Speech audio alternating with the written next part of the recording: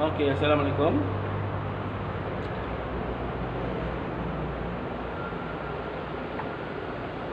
Hari ini kita akan belajar tentang Empayar Melaka, pengakhiran Sultanan Melayu Melaka yang berpusat di Melaka.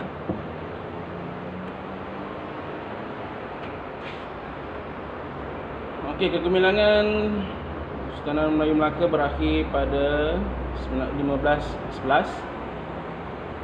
Okey, peristiwa ini penting kerana menandakan permulaan penjajahan ke atas kesultanan di negara kita. Okey. Sultanan Melaka menggunakan beberapa strategi menghadapi serangan Portugis, tapi terpaksa juga berundur, tapi terus berjuang untuk mengembalikan kedaulatannya. Okey. Kenapa Melaka kalah? Melaka kalah kerana ada beberapa faktor dalaman. Okey. Bukan sebab kekuatan Portugis, tapi sebab masalah Melaka itu sendiri. Contohnya, masalah kepimpinan. Okay. Dikatakan kelemahan Sultan Mahmud Shah itu sendiri, dan pergeserannya dengan pembesar menyebabkan ketidakstabilan politik, keamalan pilih kasih, rasuah, penyelewengan dalam pentadbiran, juga menyebabkan timbul masalah dalam pentadbiran Melaka. Yang kedua adalah faktor masalah perpaduan. Okey. Perpaduan adalah disebabkan oleh rakyat yang tidak bersatu padu. Berlaku perpecahan di kalangan pemimpin menyebabkan rakyat juga berpecah belah.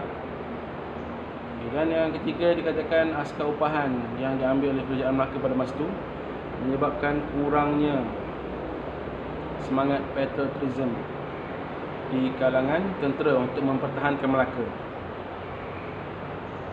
Okey, serangan Portugis ni adalah faktor dia untuk mencapai matlamat kekayaan, keagamaan dan kemasyhuran. Okey, gold, glory and gospel. Okey, 3G. Ini berpunca daripada bermula daripada perang salib di Eropah. Okay. Akibat kekalahan tentera salib di Eropah, Raja Sepanyol berikrar untuk mencari di manakah kekuatan negara-negara Islam di sana. Okay. Jadi mereka terus mengembara mencari sumber kekayaan negara-negara Islam ni. Okay. Dari mana mereka dapat 400, dari mana mereka dapat daripada mana mereka dapat sutra. Okay. Dan mereka akhirnya menyumpainya dia berasal daripada Melaka. Okay. Portugis ingin menyebarkan agama Kristian dan menghapuskan penguasaan perdagangan Islam di Eropah. Okay. Mereka Eropah ni sudah kalah, tentera salib mereka sudah kalah, dan mereka juga terpaksa membeli barangan-barangan daripada pedagang-pedagang Islam. Okay. Jadi pada masa itu raja-raja Eropah berkumpul bersama dengan Paus, berikrar dan menyusun strategi untuk mencari di mana kekuatan negara-negara Islam ni, pedagang-pedagang Islam ni, mana mereka dapat barang bahan mentah. Okay. Jadi mereka mencari, akhirnya mereka menyumpanya di timur, dan sasaran mereka yang pertama adalah Melaka. Okay, hubungan Melaka Portugis bermula dengan kedatangan Lopes de Escora pada 11 September 1509. Kegagalan rundingan menyebabkan Portugis di bawah pimpinan Afonso di Albuquerque menyerang Melaka. Serangan berlaku sebanyak 3 kali. 25 Julai 1511, 10 Ogos 1511 dan 24 Ogos 1511. Okey. Maksudnya bukan senang-senang. Portugis menyerang Melaka dan terus mendapat Melaka. Tidak. 3 kali. Okey, 3 kali. Kepimpinan Sultan Melayu Melaka melaksanakan pelbagai upaya mempertahankan maruah kedaulatannya, termasuk aspek diplomasi, strategi, pertahanan dan pertempuran. Melaka juga tidak tandus dari semangat juang, malahan askar tempatan digambarkan bunyi semangat kejuaraan yang tinggi. Okay. Dikatakan Melaka pada masa ini memiliki hampir 1000 meriam. Okay. Untuk sejarah lah, kajian-kajian sejarah yang dilakukan oleh para sejarawan, dapati Melaka ada 1000 meriam, tapi masih kalah disebabkan oleh faktor-faktor dalaman yang mereka hadapi. Okay. Dikatakan Melaka menggunakan lancaran dan perahu berapi. Lancaran ni macam meriam yang besar. Okay. Pertahanan Melaka diperlukan di kawasan pantai dengan kayu-kayan dan berbagai jenis meriam serta peti-peti berisi serbuk peluru. Okay. Ingat, Portugis menyerang dengan meriam dan senapang. Melaka juga sama. Bukan Melaka mempertahankan diri mereka dengan keris dan tombak, bukan. Okay. Mereka juga ada peti besi berisi serbuk peluru. Maksudnya mereka ada senapang. Okay. Mereka juga ada meriam. Okay. Maksudnya kelengkapan mereka sama. Portugis dan Melaka, kelengkapan mereka sama. Okay. Melaka menggunakan tentera bergajah bagi menghadapi serangan Portugis. Okay. Mungkin kamu akan tertanya, kenapa, bagaimana Melaka ada serbuk meriam, ada serbuk peluru. Okay. Kamu kena ingat, pada masa itu Melaka mempunyai hubungan yang baik dengan negara-negara Islam di Eropah. Okay. Jadi kuasa ketenteraan mereka juga hampir sama dengan negara-negara Islam di Eropah. Okay. Bukan main-main. Bukan sekadar keris dan tombak, bukan. Okay. Melaka juga memiliki kekuatan yang hampir sama dengan Portugis. Okay. Selepas Sultan Muhammad Shah berundur kekalahan Melaka, ke beberapa wilayah naungannya serta jajahannya kemudian bersemayam di Bentan. Di Bentan ni kalau sekarang adalah wilayah Singapura. Di antara tahun 1515 hingga 1519, Sultan Mahmud Shah melakukan 3 kali serangan.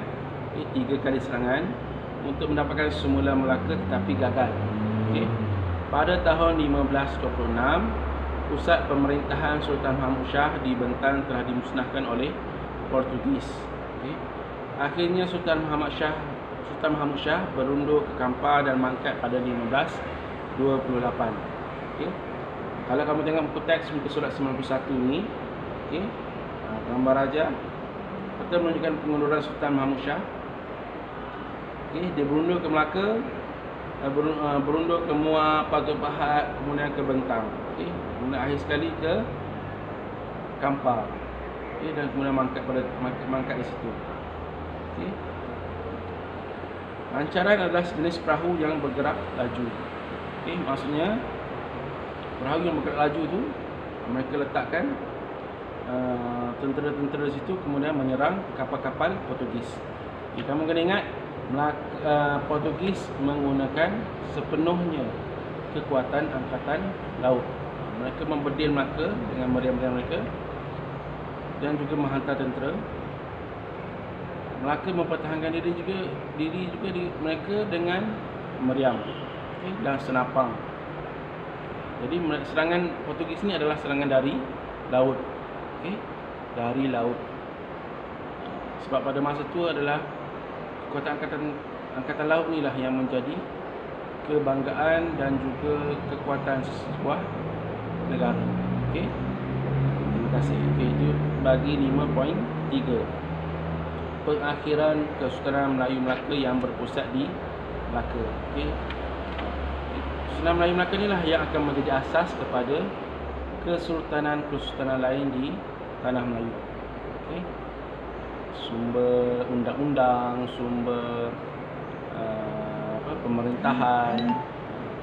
Kesultanan Melayu Melaka inilah yang menjadi asas. Okay. Sekian, terima kasih. Okey, kita bincang soalan sikit.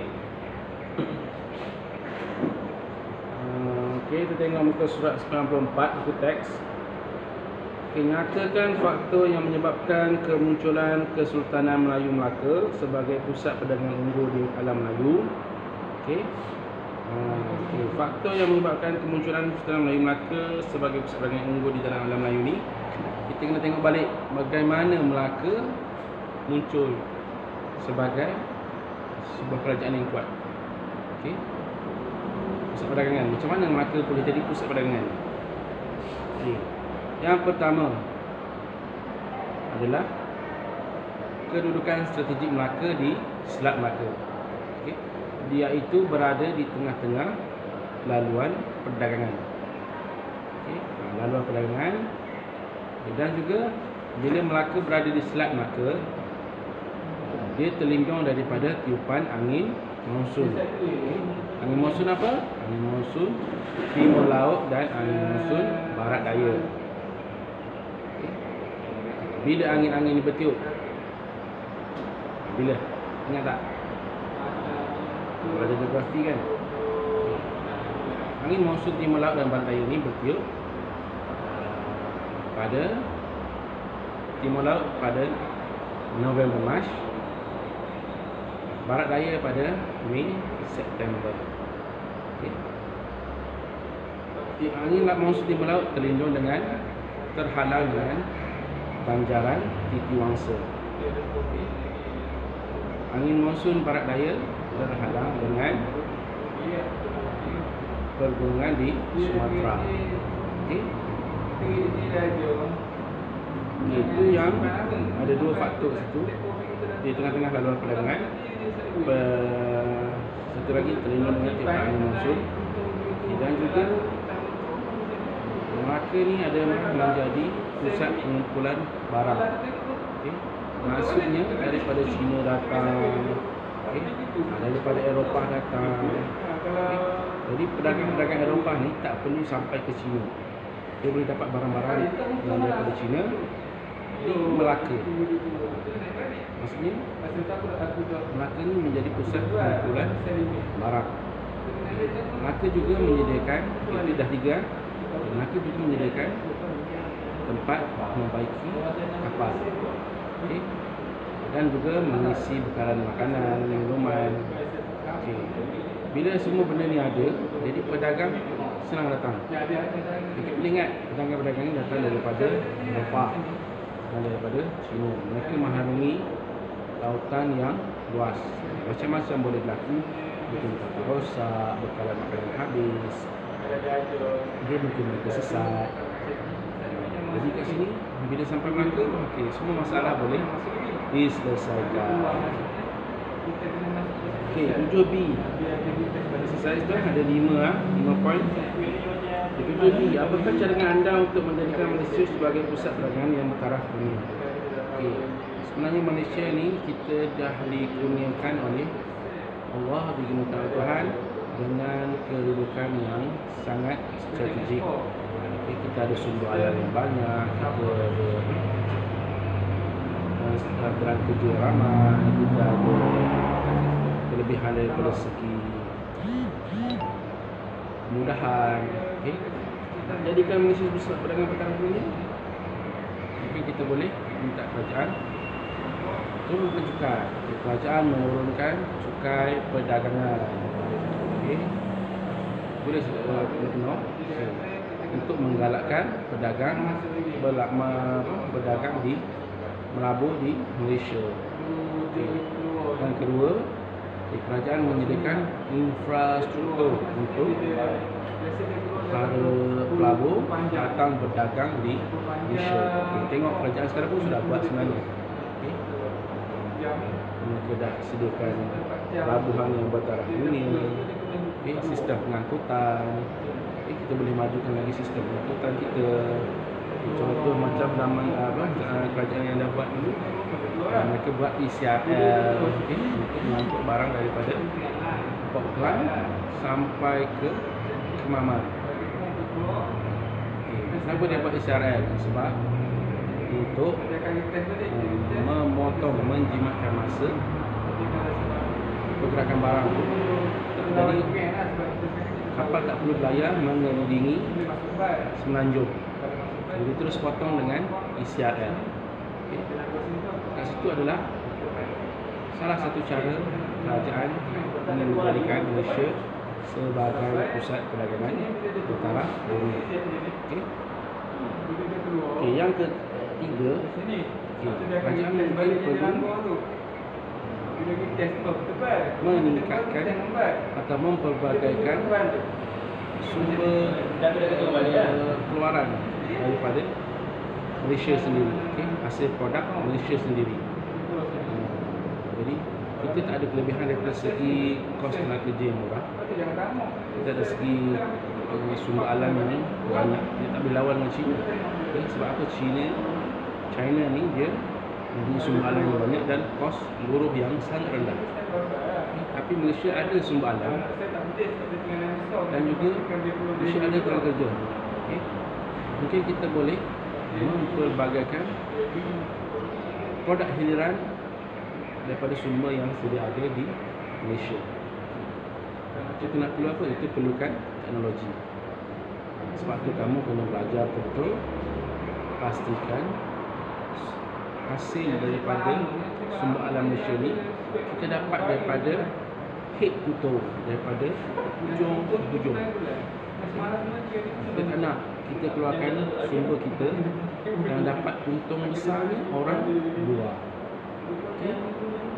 Bila kita dapat menguasai teknologi, kita dapat proses sehingga ke akhir dengan sehingga ke pengguna.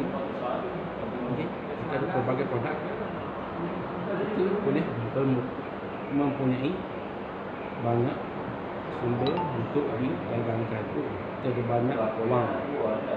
Okay?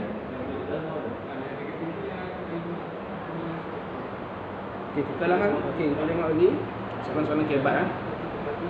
8C. Kekalahan Melaka kepada Portugis bukan menandakan berakhirnya pemerintahan Kesultanan Melayu Melaka. Berikan hujah anda.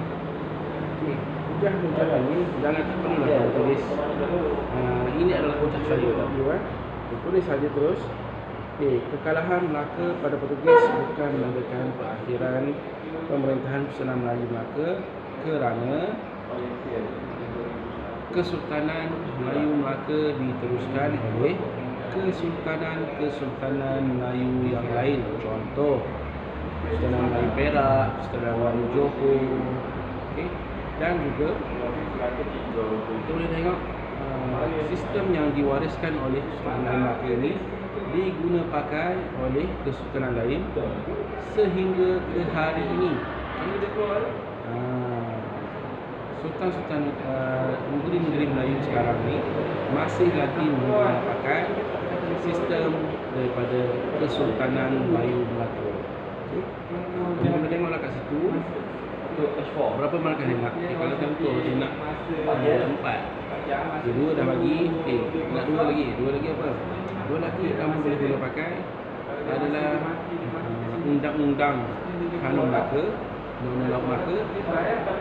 Diguna pakai oleh Kesultanan Melayu dan seterusnya, sehingga ke hari ini.